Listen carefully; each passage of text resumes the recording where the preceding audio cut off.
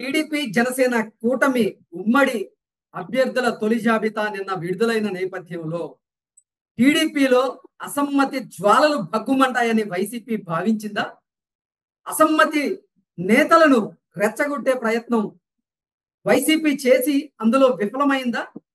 ఆ ప్రయత్నం విఫలమవడంతో జగన్మోహన్ రెడ్డి సజ్జలకు వార్నింగ్ ఇచ్చారా అంటే అవునని సమాధానం ఇస్తున్నారు కొంతమంది రాజకీయ విశ్లేషకులు. ఇక ఇదే అంశానికి సంబంధించి మనతో మాట్లాడేందుకు ప్రముఖ రాజకీయ విశ్లేషకులు, ప్రముఖ న్యాయవాది బత్తుల రామకోటయ్య గారు మనతో ఉన్నారు. ఆయనతో మాట్లాడు. రామకోటయ్య గారు నమస్తే అండి. నమస్తే కృష్ణ గారు. రామకోటయ్య గారు, నిన్న టీడీపీ జనసేన కూటమికి సంబంధించినటువంటి ఉమ్మడి అభ్యర్థుల తొలి జాబితా విడుదలైన నేపథ్యంలో టీడీపీలో అసమ్మతి జ్వాలలు పగ్గుమంటాయని వైసీపీ భావించిందని, అయితే ఒకరిద్దరు తప్ప అసమ్మతి నేతలందరూ కూడా సైలెంట్ గా ఉండడంతో వైసీపీ వ్యూహం బెడిసి కొట్టడంతో జగన్మోహన్ రెడ్డి అసంతృప్తిలో ఉన్నారని, అందులో భాగంగానే ఆయన సజ్జల రామకృష్ణారెడ్డికి వార్నింగ్ ఇచ్చారు అంటూ కూడా ఒక వార్త ఇప్పుడు సోషల్ మీడియాలో చక్కర్లు కొడుతూ ఉంది. ఏంటి సార్, ఈ వార్తని మనం ఎలా ఎనాలిసిస్ చేసుకోవచ్చు? వాస్తవంగా కృష్ణ గారు, అనుకున్నది ఒకటి అయినది ఒకటి అనేటటువంటి సామెత మనకి గుర్తుకొస్తా ఉంటది.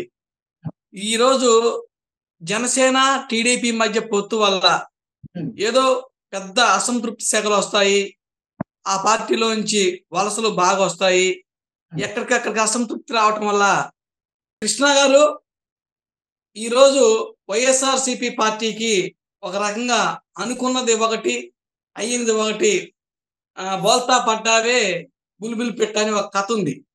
దాంట్లో భాగంగా ఈరోజు తెలుగుదేశం పార్టీ జనసేనకి మధ్య ఉన్నటువంటి పొత్తు ఏదో ఒక దశలో విచ్ఛిన్నమైంది. అసలు ఈ పొత్తు పొసకదు, పొసికినా దీంట్లో అసంతృప్తి జ్వాలలు ఊహించిన దానికన్నా ఎక్కువగా వస్తాయి. ఒక రకంగా పవన్ కళ్యాణ్ గారిని బదనాం చేయాలి, తెలుగుదేశం పార్టీని డిస్టర్బ్ చేయాలి అనేటటువంటి ఒక దురాలోచనతో వైఎస్ఆర్సీపీ పార్టీ అనేది కంకణం కట్టుకొని కూర్చొని ఉన్నటువంటి పరిణామాలు. కానీ ఈరోజు మనం జరిగినటువంటి పరిణామాలను ఒక్కసారి నిశ్చితంగా పరిశీలిస్తే తెలుగుదేశం పార్టీకి జనసేనకి మధ్య ఉన్నటువంటి అండర్స్టాండింగ్ ఒక ఫెవికోల్ బంధం లాగా ఏర్పడింది.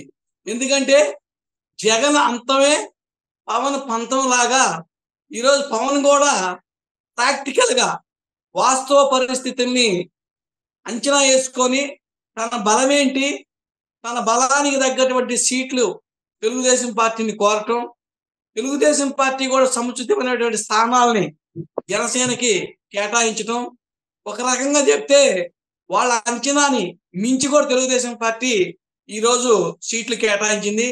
దానికి చంద్రబాబు నాయుడు గారు ఇచ్చినటువంటి గౌరవం సముచితంగా ఉంది, చాలా బాగుందని చెప్పి జనసేన కానీ పవన్ కళ్యాణ్ కానీ తృప్తిపరిచారు.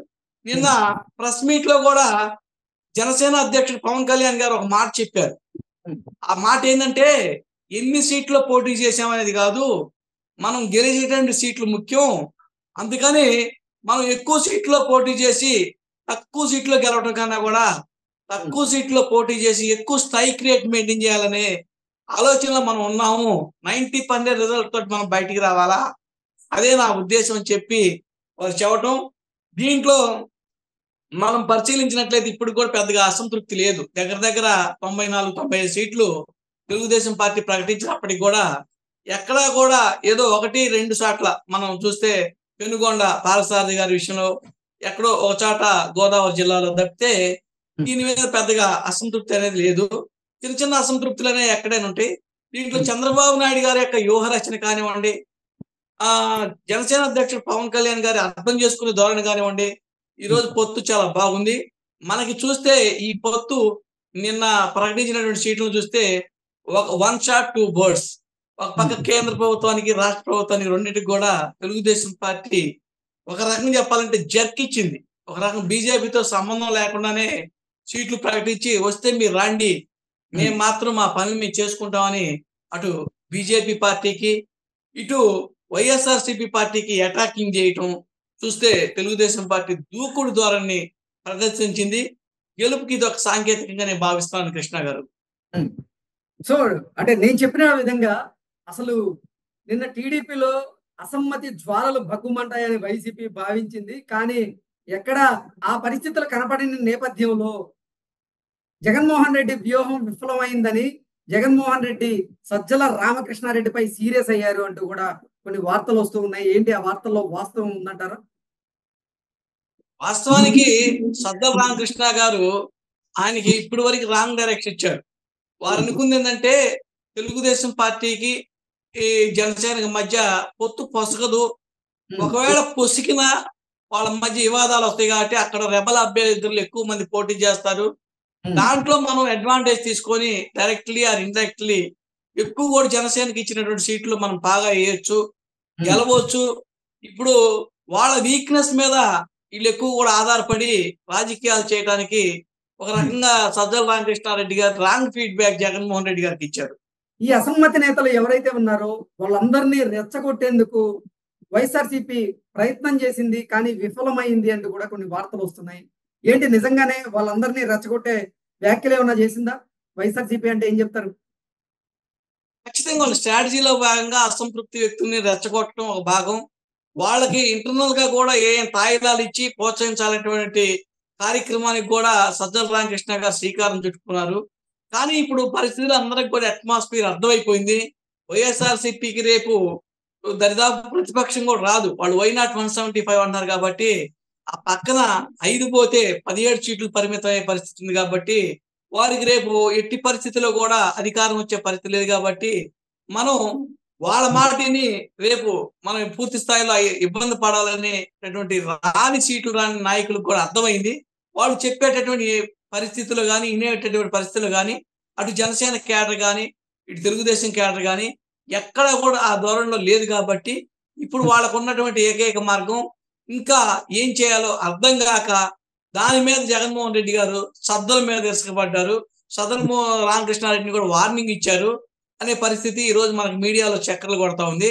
సజ్జల రామకృష్ణారెడ్డి ఒక రకంగా చెప్పారు, ఈ 5 సంవత్సరాల్లో అధికారం ఉండటం వల్ల ఆయన అహంకారం పరాకాష్ఠకి చేరి అంతా నాకే తెలుసు అనేటువంటి ధోరణితోటి ఎదురు పార్టీ యొక్క బలహీనతల్ని, ఎదురు పార్టీలో రాబోయే విచ్ఛిన్నాన్ని, ఎదురు పార్టీలో రాబోయే అసంతృప్తిని కూడా అడ్వాంటేజ్ గా మలుచుకుందామని ఆయన ముందుగానే ఒక కాలజ్ఞానాన్ని ఊహించి ఎత్తుగడ వేశారు. అది పూర్తి స్థాయిలో ఫెయిల్ అయింది కాబట్టి ఇది సజ్జల రామకృష్ణారెడ్డి మీద జగన్మోహన్ రెడ్డి గారు స్ట్రాంగ్ వార్నింగ్ ఇచ్చి ఆయన్ని ఒక రకంగా మందలిచ్చాడు అనేటువంటిది మీడియాలో కథనాలు కూడా వస్తా ఉన్నాయి. దాంట్లో హేతుబద్ధంగా ఉంది అనేది నా అభిప్రాయం. ఓకే, రామకోటయ్య గారు, ఈ అసమ్మతి నేతలు లాక్కునే ప్రయత్నం ఏదైనా వైఎస్ఆర్సీపీ నాయకులు చేసే అంటే ఆ పరిస్థితి ఉందంటారా?